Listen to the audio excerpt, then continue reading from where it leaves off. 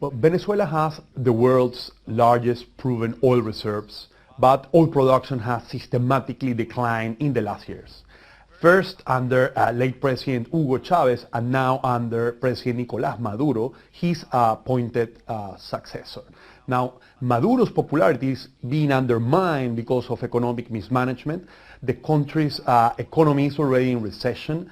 It contracted 3.9% in 2014 and is expected to contract at least 5% this year. The country is entering a cycle of hyperinflation, and shortages of food and basic goods are intensifying.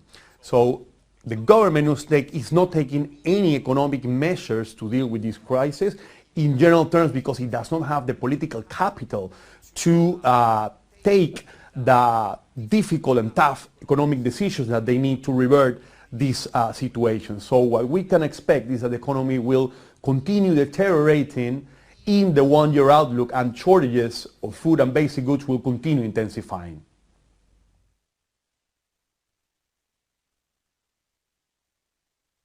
As the economy deteriorates, so will the political and the security situation on the ground.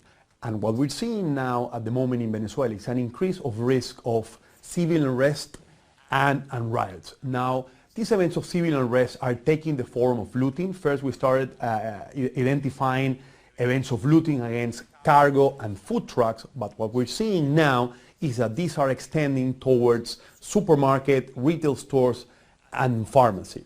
In 2014, we saw university student and civil society groups taking protest from February to June, and the heavy, strong response from security forces led to at least 43 people being killed, most of them protesters. Now the situation can intensify this year because the government approved in January a resolution which allows the use of lethal force against protesters. So as civil unrest risk escalate in Venezuela, we could expect a very strong response from security forces, which could lead to human rights violations. Now, last year we saw not only the strong security response, but also pro-government, non-state armed groups operating closely with security forces, neutralizing university students and civil society protests, and we saw well-documented cases of torture by human rights groups. So that's a key concern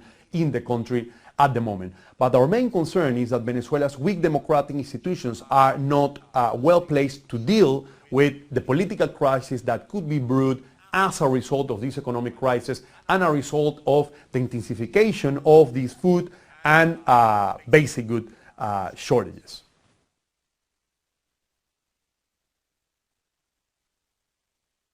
Polls are suggesting that if the election were to be tomorrow, the opposition will secure a majority of seats in the National Assembly.